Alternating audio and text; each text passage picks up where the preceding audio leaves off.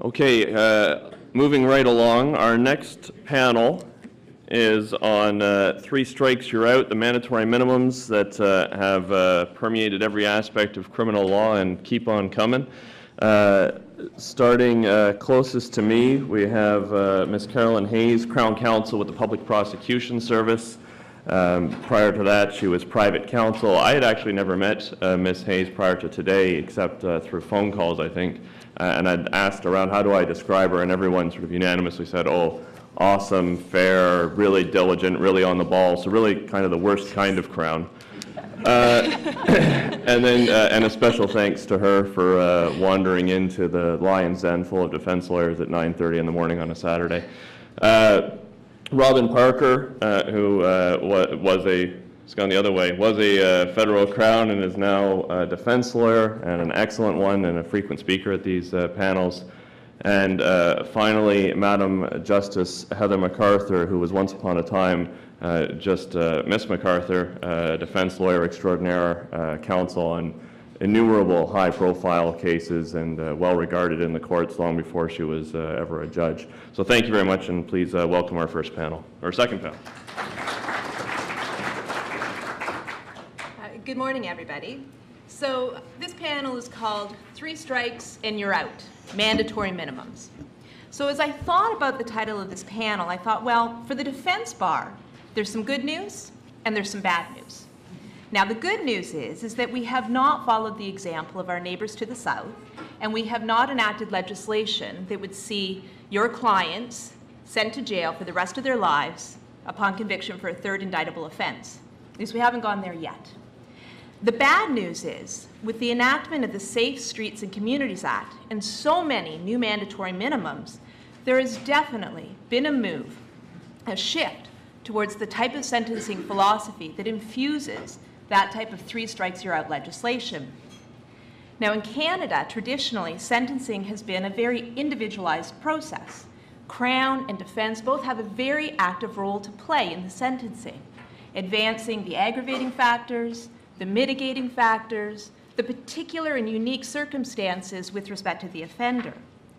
The sentencing judge then considers all of the factors and can consider any number of sentencing principles, principles that include proportionality and includes restraint. But the shift to mandatory minimums leaves little room for individualized and tailored sentencing. It moves away from that kind of approach to a one-size-fits-all kind of model. There is no allowance for exceptional or extraordinary cases. There's no safety valve that would allow the judge to decline to impose the mandatory minimum when there are really, truly compelling mitigating circumstances. So, what does all of this mean in practical terms for the defense bar? What, if anything, can you do to help a client who's facing a mandatory minimum sentence? What issues do you need to keep in mind? Well, as a starting point, you really need to know what offenses are covered by mandatory minimums and what can trigger them. So, Carolyn, I was wondering, could you give us an overview with respect to CDSA mandatory minimums and what kinds of things the defense bar needs to keep in mind? Sure.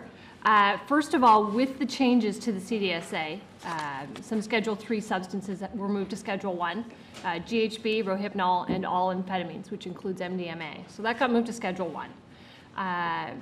Perhaps the easiest way to start giving an overview is to talk about what they're not and what doesn't apply to mandatory minimums. So simple possession is not included. Section 5, trafficking and possession for the purpose of trafficking for Schedule III substances is not included. And Schedule II substances that are less than 3 kilograms, so under 3 kilos of marijuana, cannabis, and so on, also is not included. For Schedule I substances, so cocaine, opiates, those types of substances, and Schedule II over 3 kilograms, they're only included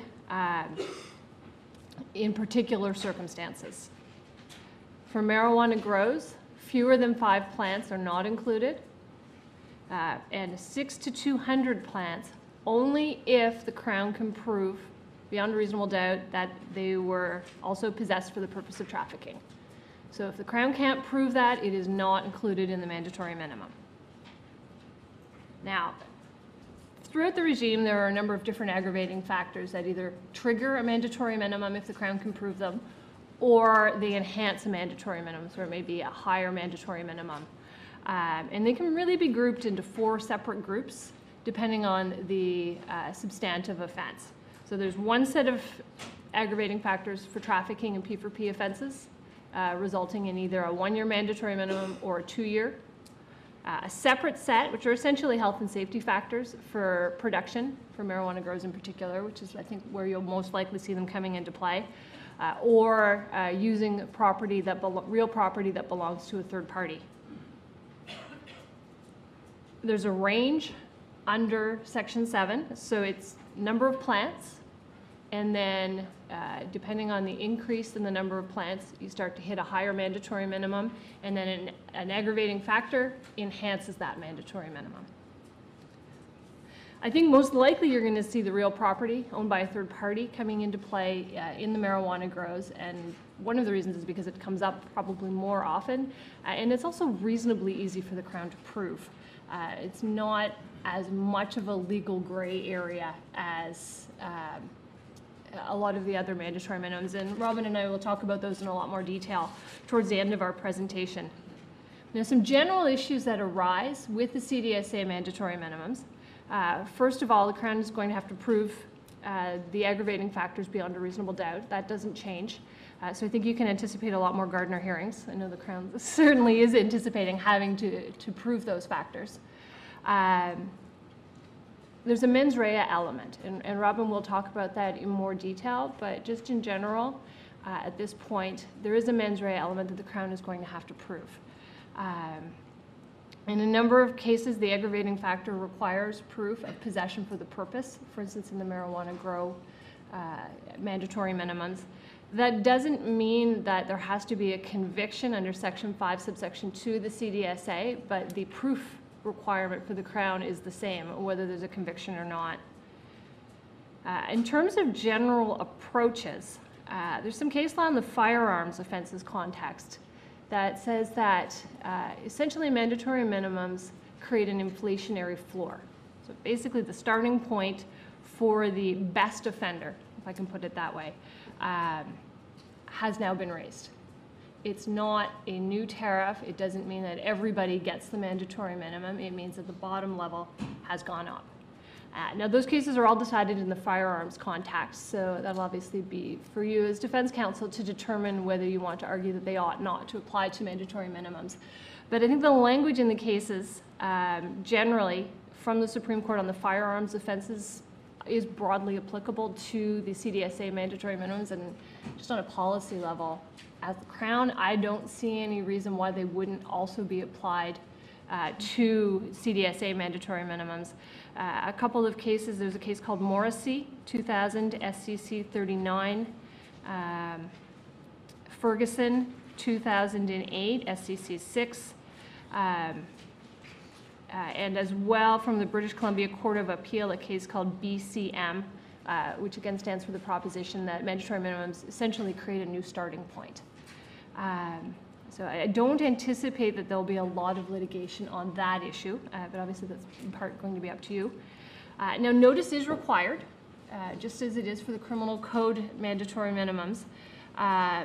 Generally speaking, there's no specific form required, no specific timing, but the Crown has to demonstrate 2 things. One, notice that a mandatory minimum is possible, and secondly, that we have to provide notice of intention to prove the various aggravating factors where those apply. So there is 2 aspects to the CDSA notice that is required. Your material has some cases dealing with other issues arising around notice, like timing, form, service, those types of issues, so we're not going to cover those right now. Generally, in terms of Crown policy, although I'm certainly speaking for myself today, not on behalf of the PPSC, I'm not really at liberty to discuss our internal policies. But having said that, I can let you know that on the publicly available PPSC website, if you want to see a directive, you can go to our website, which is www.ppsc-sppc.gc.ca, and there are some directives listed there. Am I done? No. No, I was just saying that we found this later in the game that the PPSC policy is actually on the web.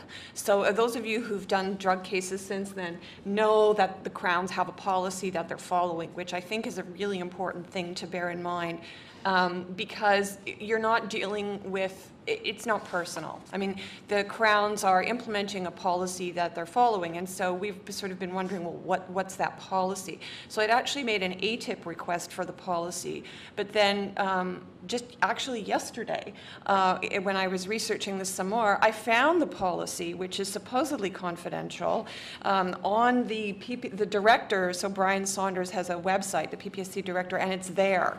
So I emailed it to the CLA, and if you go back to the, if you, depending on when you downloaded your PDF materials, if you downloaded them after it got uploaded, go again and have a look, and it is in there. If you go to the website, the policy's there. And that's important for you to have a look at, and we'll get into that in more detail. But I just wanted to say that it's in the materials and it's not personal.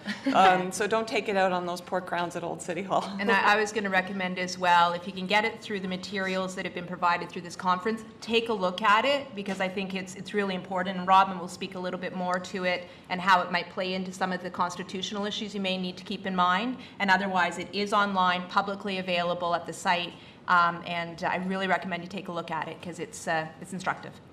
3 quick other issues that essentially haven't changed in principle by the advent of the mandatory minimums under the CDSA. 1, pretrial custody still gets taken into account in sentencing. 2, the usual rules with respect to consecutive versus concurrent sentences still apply. And finally, totality, in my view, is still in play. That doesn't change. So if there are multiple mandatory minimums, for instance, that would apply to a particular offender, I think the judge has discretion to use consecutive and concurrent sentencing to take into account some totality. Oh, that's interesting. By way of overview, I think that pretty much covers it generally. All right, well, thank you. So, Robin, then, from the criminal code perspective, again, there's a number of mandatory minimums that have already been in place, some new ones that have come in. So could you give just a brief overview of some of the offenses that people need to keep in mind and things they need to keep in mind in the criminal code context? What you realize when you take a look at the criminal code, and not just the Safe Streets Act. So if you want to see what the Safe Streets Act new mandatory minimums are, go and have a look at the PPSC directives that are now in your materials, and there's a chart there that's going to set it out for you. But if you wanted to make a list of all of the mandatory minimums in the criminal code, you would think that someone would have done it. They don't appear to have, or at least I haven't found it in my research. I thought I would try to undertake that for you all, and then I realized how many there are. And what's really important when you think about that from a principled point of view, because what we need to collectively do if we want to attack the mandatory minimums or create exemptions for clients or understand how or explain to our clients how we need to deal with these mandatory minimums, we really need to drop the notion that they're exceptional or different. And if you try to make a list of all of the mandatory minimums in the code, which I did, you will learn that they are not exceptional in the least. Murder or treason being the first, right? Firearms and weapons offenses, if you have a client charged with a firearms or weapons offense, don't be that guy who doesn't know about the mandatory minimum. This is where effective assistance of counsel cases come into play, and this would be an effective assistance issue. Repeat offenders. If you have a repeat offender now, whether under the criminal code or under the CDSA, make sure, double check it. Any type of sex offense, if it involves an animal or a child, don't ask me why they all came in together, because when you look at the Safe Street Act's new mandatory minimums, it's all children, children, children, and then bestiality. So I thought that was bizarre. But any sex offense involving an animal or a child, double check it. And here's the latest. There's a bill that's been through 2 readings in the Senate, and it's gone to Senate committee to create mandatory minimums for trafficking contraband tobacco. So that's a real dangerous activity that's putting us all at peril. So check and double check, God damn it. That's the only thing I want to say to you, because there's so many of them, I can't even explain them all to you. And then when you're thinking about it from a principled point of view, just to take a moment and put together both all of the things that Carolyn's described and sort of this overview that I've given you. Aside from the idea that the philosophy is actually a pervasive philosophy throughout our criminal sentencing system, there have been some studies now. There's not a lot, but there have been some. And what researchers found in one particular study that's the most interesting in relation to Section 85, which is the use of a firearm in the commission of an offense, is that charges under Section 85 were most often used in plea negotiations. In other words, that was the starting point for plea negotiations, the mandatory minimums. I see some of you nodding because you're all going, yes, done that. That's where I started my plea negotiations. 2/3 of Section 85 charges were stayed, withdrawn, or dismissed. 2/3, 75%. Oh, wait, no. 66. Why I'm not a scientist. I'm smart, but not good at math. A lot. Okay, lots. Yeah. But what I find really, really interesting is that when Crowns proceeded with the charges under Section 85, so those charges that went to trial, there was a lower probability of conviction and a significantly lower probability of conviction. So what's interesting is that other studies have shown, like the Canadian Sentencing Commission found a survey of judges in relation to mandatory minimums. Judges believed that Crowns and defense were going to engage in inappropriate or side deals around mandatory minimums. That was a pervasive belief among the judiciary. But if you put the results of these two studies together, it also shows that judges will look for ways around mandatory minimums, which is conclusive with a research put forward by the feds, a study commissioned by the feds in the early 2000s, which is a survey of all of the Commonwealth or the major Commonwealth and common law jurisdictions using mandatory minimums. And that is that nobody likes them. And in fact, not even the public likes them. A study of the three strikes law that Justice McArthur referred to in her opening statement to you, done in the United States, shows that when members of the public, like random Joe public, are asked how they feel about the three strikes law, over 50% of them are initially in favor. But once the questioner narrows down the fact through reasonable hypotheticals and creates explains or highlights situations where there are no exceptions available. In other words, once the mandatory nature of it is explained to the person being questioned or polled, only 17% of people are in favor in the United States of the three strikes law. So nobody likes them, okay? So that's sort of the overview of what's in the code and an overview of the first principles ideas and some of the social science research that underlies this whole concept. Well, you speak of exceptions, and I think one of the things that I knew as a defense counsel, and I certainly see as a judge, and I know all of you have the same experience, is that so many of your clients are getting involved in criminality because they're addicted. I mean, they're addicted, and whether it's their drug offenses or other offenses, they are chasing their high, and that's why they're in the system. So in terms of drug treatment, and Carolyn, if there's an addict, and that addict recognizes the problem and takes steps, is there at least some way of dealing with the mandatory minimums in that context? There is. Under the CDSA, Section 10 now provides a drug treatment court exception to the mandatory minimum. And what the regime is essentially is it allows the sentencing judge to avoid imposing the mandatory minimums if the person has successfully completed a drug treatment court program. Subsection 4 provides that the judge can delay sentencing for the person to go and complete the program. And it either needs to be a drug treatment court approved by the Attorney General or a Section 720, subsection 2 of the Criminal Code treatment program. And in that case, that needs to be a program approved by the province under the supervision of the court. And Section 10 of the CDSA specifically mentions both addiction treatment, and it actually says domestic violence, although how that actually applies to a drug treatment court or a CDSA offense is a little bit nebulous in my mind. Generally speaking, there are at present in Southern Ontario are 5 recognized or approved drug treatment court programs: Toronto, Kitchener, Halton, Durham, and London.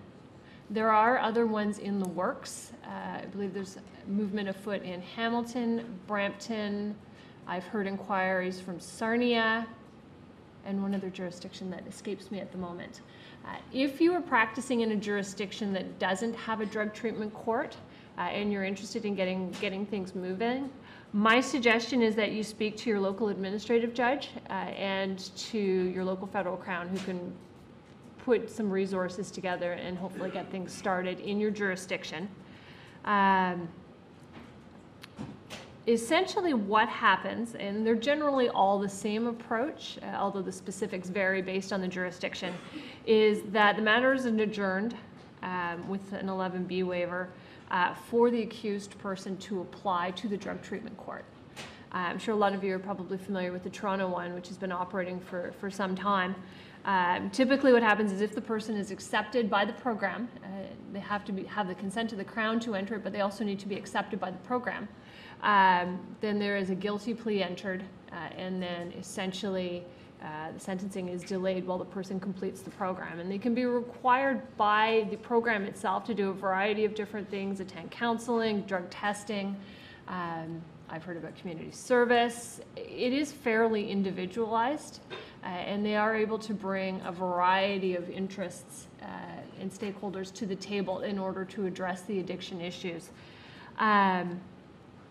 If the person is not accepted, then they would not be able to fall within the Section 10, the 4 corners of the Section 10 exception under the CDSA. All right, so that's good news then. If you have an addict, they can go for rehab, and then they don't have the mandatory minimum. Simple, except what about an addict who commits a crime under the criminal code, or somebody who might live in a different jurisdiction where there's simply nothing available? So, Robin, what kind of issues do you see arising out of the perhaps non-availability of drug treatment? So you need to look at Section 720 of the code if you are dealing with a criminal code offense. But I want to deal with the drug treatment option first in relation to the CDSA offenses. And this is where the philosophical underpinning that I described to you is so important, because if everyone, including the judges and crowns, on exceptional circumstances or sympathetic mental health circumstances like addiction, are philosophically probably have issues with the mandatory minimum, then these 2 requirements of approved of by the Attorney General, right, or approved of or set up by the province under 720 of the code, those are going to be the problematic sections for you. But you will probably find prosecutors and judges willing to work with you, not necessarily around those things, but maybe around those things. It may be a situation where a Crown will be able to exercise his or her discretion. A judge may be able to work, as Carolyn indicated, to start a drug treatment program in your area. And if you can't, then you need to start setting up sort of self-help or private drug treatment programs for your client. In other words, getting your client into treatment and asking the Crown or the judge to consider this or do a legislative interpretation, read in, right? Because remember the constitutional principle that you want to uphold the legislation when you can, and so consent of the Attorney General or approved of by the Attorney General can be read down. So there's a lot of sort of ways that you can be creative in this context. The problem is, and that we now know, because Crowns have said to me, well, just get your client into drug treatment and then, you know, do all this, that, and the other. Because this is the real problem with the CDSA, is the addiction issue. Everyone knows how impractical that is. If you have a client who has money, it's possible. If you have a client who doesn't have money, it's impossible because of the waiting times. And so here is a soft spot, I think, a little soft underbelly for an addicted client, that you can't get into treatment because you have both an addiction issue and then you have a means issue. And of course, those 2 things will often intersect, even in the case of someone who may come from a family of means. I've had situations where their parents or the family of means says, we've washed our hands of that person. And certainly most drug addicts who we've dealt with don't have money to pay for private treatment. So this is a soft spot in the legislation that I encourage you to look at and exploit. And with respect to the criminal code, when you're dealing with the firearms or other mandatory minimums, this is another soft spot that hasn't really been looked at, and a potential way to attack the legislation, maybe under Section 15. We'll come to that in a minute, but those are my thoughts. Just, if I can just add one practical point. If you have a client and you're in a jurisdiction where you don't have access to a drug treatment court, my suggestion is if there is a treatment option available for the person, or if there's mental health issues or anything like that, get your material together. I mean, I think every Crown has seen sort of two aspects where there are compelling mitigating circumstances, talking about before the mandatory minimums, where counsel come and bring you psychiatric reports, medical reports, anything that substantiates what defense counsel is telling you. And as a Crown, that's much easier to address and take into account rather than just counsel who says, well, my client's an addict. That's not particularly helpful as a Crown. Now, with the mandatory minimums, if you read our directives, you'll see how we're told to approach these things. If you want the Crown's office to take into account a treatment plan or something like that, we're not going to be able to do anything at all if you're just telling us that your client is addicted. So I think as a practical matter, it will be a lot more useful if you're able to get assessments or documentation or something to verify the assertion that it's an addiction issue. I'll tell you why. Because what the policy says is that in order for the Crown to exercise discretion to deviate from a mandatory minimum by diverting, withdrawing, or proceeding on a lesser offense and in any sort of way, they need the consent of the chief federal prosecutor.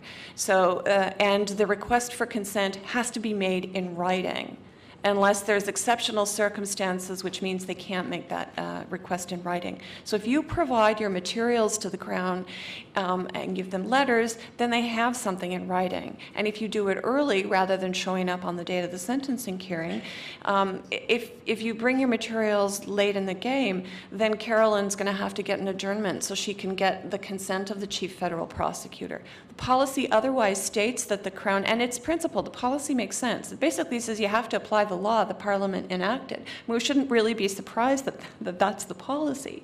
And it says that the Crown is not permitted to try to negotiate away mandatory minimums. And this is only the federal policy, not the Attorney General of Ontario's policy. In the North, I mean, it applies to criminal code offenses in all the territories. Where there are multiple charges and one is a mandatory minimum and another is not, if the Crown's going to withdraw one in plea negotiations, it has to be the one that is not the mandatory minimum. Where there are multiple mandatory minimum charges and there are some with higher mandatory minimums and lower, the Crown has to proceed on the one that's the highest.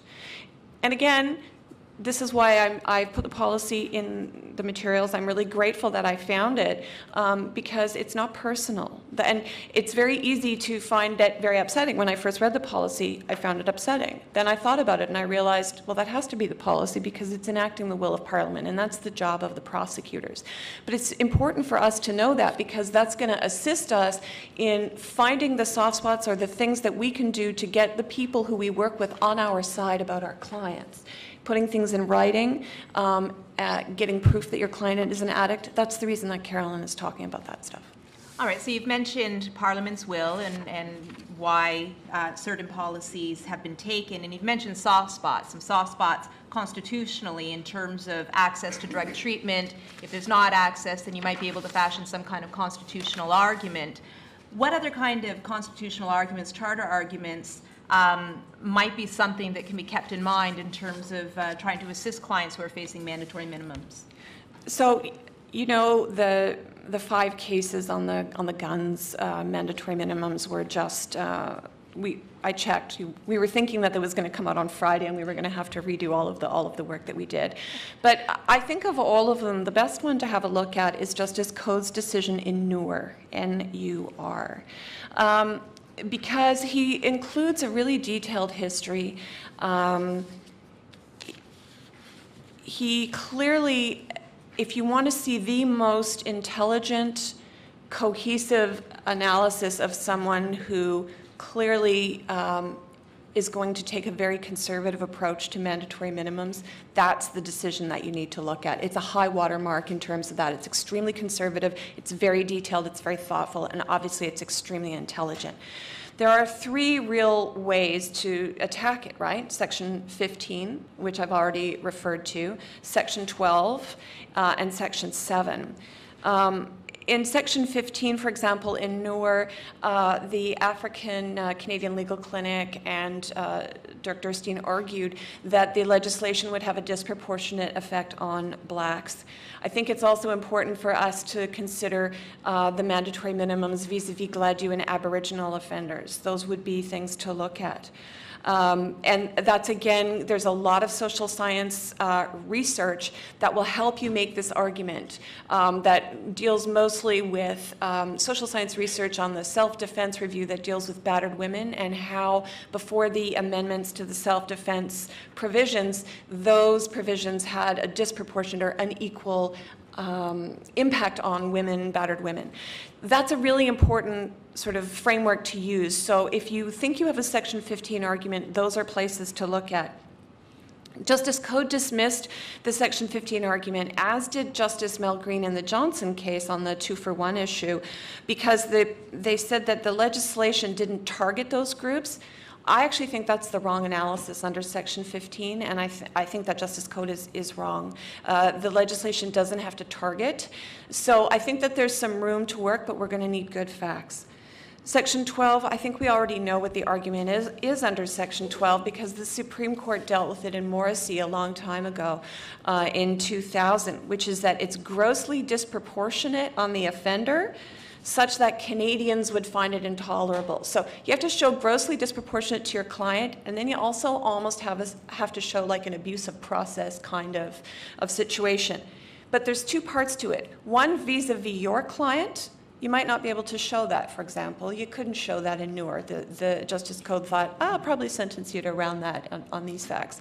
But you also have to show on, or can argue, reasonable hypotheticals. So it doesn't just have to be about your client. What's really useful here in this context is that the Supreme Court recently, in the Ferguson case, said that individual constitutional exemptions no longer apply, right? So in Noor, Justice Code found there were reasonable hypotheticals, for example, people who otherwise have good character, who weren't in kind of the fact scenario that Mr. Noor found himself in, where the sentence might be disproportionate. But the reason Justice Code found that section of the code in relation to the possession of a firearm didn't violate Section 12 was because the Crown, in those circumstances, would have chosen to proceed by summary conviction. And so that Crown discretion around the election was a safety valve, and that's why it was constitutional. So why is that important? Because that safety valve doesn't exist under the CDSA. And it more doesn't exist when you link in the Crown policy that's there in the manual.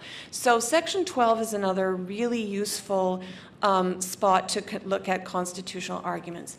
And lastly, just a word for Section 7 on arbitrariness. Again, in Noor, there was an issue of if the Crown proceeded by summary conviction, the sentence would have been a year, but by indictable, the sentence is 3 years. That 2-year gap was problematic. And Justice Code actually found that that violated Section 7, so they actually won that part of the argument. But then he found that Noor didn't have standing. So, you know, all of which is to say, what we more want to do is hit some high points, give you ideas, and to suggest to you, Justice McArthur, when we were having our conference calls to discuss the panel, suggested this, and I think it's so important, is that if you have one of these cases, build your record. Contact the CLA Interventions Committee. Anthony is here today, and he's the new chair of the CLA Interventions Committee. Get people to help you create a record, because some of these things I'm talking to you about, social science research, studies from the 80s, from the Self-Defense Committee review, how on earth are you going to marshal that evidence on your legal aid certificate? You're simply not. You might approach the Legal Aid Test Committee. The CLA might be able to help you. We might want to intervene. So look at these things carefully, check them early, and seek help from people to help build the record.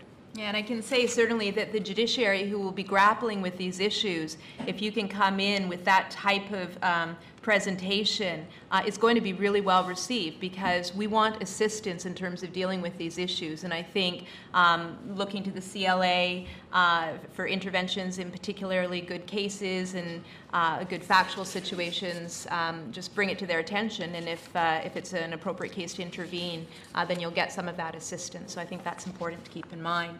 So charter issues, you know, the big, the grand, but practically on a day-to-day basis, are there issues that you need to keep in mind with respect to these mandatory minimums? I think a number of issues potentially could arise, and we're going to be able to hit some of them, not all of them.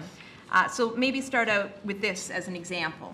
So if you are convicted of trafficking in a Schedule I offense, so cocaine, ecstasy, all the Schedule Is, if a person was convicted of a designated substance offense or had served a term of imprisonment for a designated offense within the previous 10 years, there's a 1-year mandatory minimum. So I mean, think about that. How many of the addicts out there, they're trafficking in a 20-piece just to get, you know, their hit. And so they've got convictions, 3 convictions. They're facing a 1-year minimum. So what kind of practical issues can arise that defense counsel can try to utilize to try to avoid these mandatory minimums? Or what do they need to be aware of? I mean, there's a number of different issues. I love it when you put it that way. Well, it's true, right? It's true. I mean, there's 2 aspects to this mandatory minimum. One, either the prior conviction within 10 years for a trafficking, a designated substance offense, which is essentially a trafficking or a production, are what's most often going to come up. Or secondly, that they served a term of imprisonment within 10 years. And the reason that those 2 are separated out is because you could have a conviction, for instance, that predates the 10-year period, but the term of imprisonment extends into that 10 years. That's why they're 2 different ones. I think it's fairly straightforward if there's a conviction within 10 years, you look at the date, although it doesn't actually say 10 years from what. I would assume that it's 10 years from the offense date on the subsequent offense, but it doesn't actually say that. That's the first aspect. That one is relatively straightforward and I think less unclear. You just take the offense date, go back 10 years, and if there's a conviction for a designated substance offense, which is defined in Section 2, Sub 2 of the CDSA, then there's a conviction. The one that's less clear or has more issues surrounding it is serving a term of imprisonment within those 10 years. Issues come up, for instance, what if the person was on parole during that 10-year period? Does parole count? And the Crown's position on that, I think, will be fairly consistent, that parole constitutes still serving your term of imprisonment. In my submission, a statutory release or an unescorted temporary absence, the person would still be continuing to serve their sentence until the actual expiry of the sentence itself. You can look at Section 128 of the Corrections and Conditional Release Act. There's also a case called MCA from the Supreme Court in 1996 that says that parole is an alteration of the conditions of sentence rather than a reduction in the sentence. So I think there's a strong argument to be made that parole would count as serving a term of imprisonment within that 10-year period. Second issue is a conditional sentence. A term of imprisonment for the purposes of the mandatory minimum.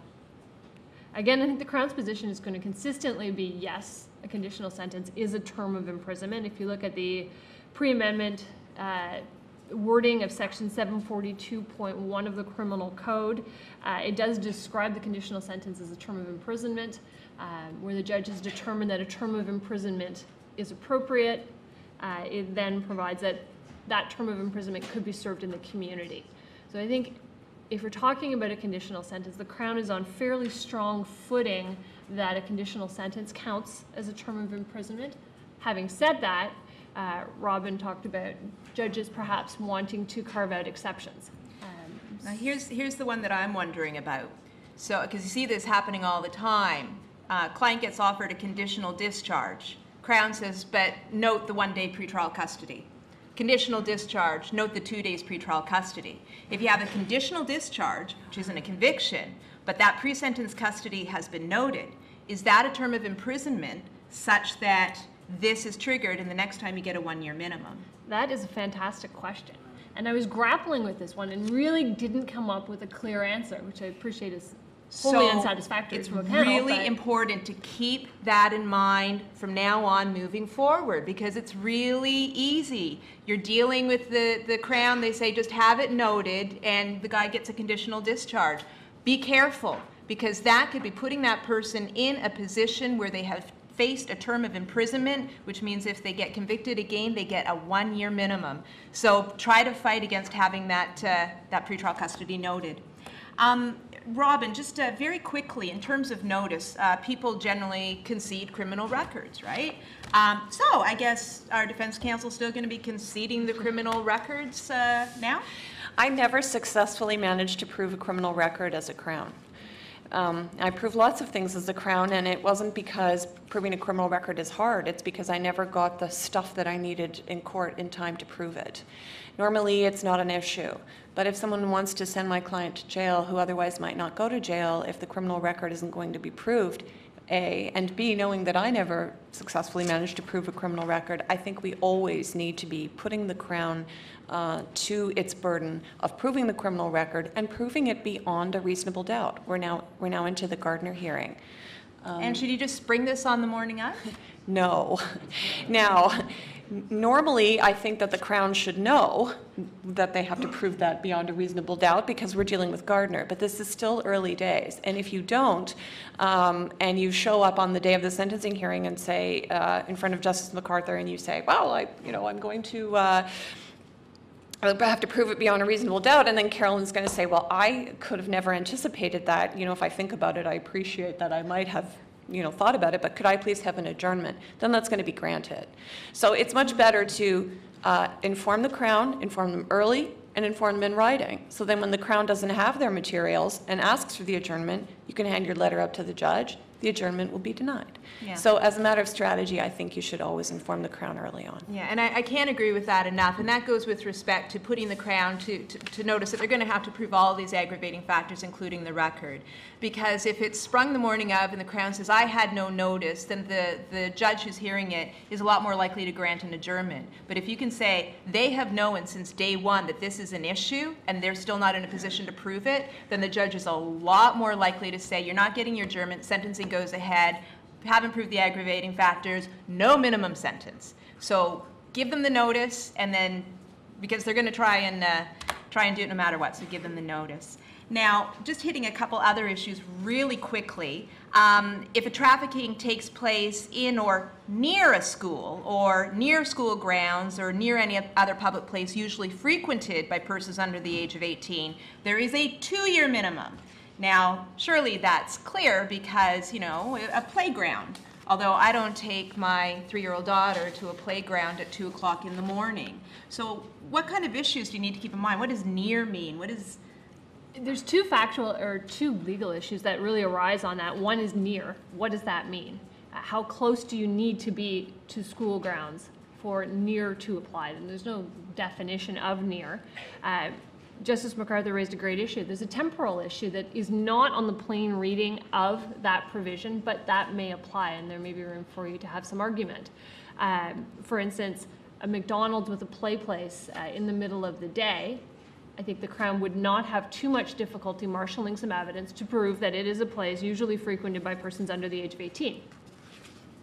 2 o'clock in the morning, we may have some difficulty. The plain reading of that section, there is absolutely no temporal issue whatsoever. But factually, there's arguably a big difference between the two. I think the Crown's position on that is going to be, well, it doesn't matter. Parliament didn't mean to put temporal issues into that because it doesn't say anything about it. But it's certainly a gray area in the law. Similarly, what does usually mean? Again, we don't know. Sure. There's really no legal assistance from other cases. Yeah, and so keep that in mind because temporal issues can be really important. So somebody traffics on a schoolyard during the school year versus somebody trafficking on the schoolyard on summer vacation. So keep these kinds of issues in mind. In all of these, keep them in mind. So trafficking in the services of a person under the age of 18 or involve a person under the age of 18, you're looking at a 2-year minimum.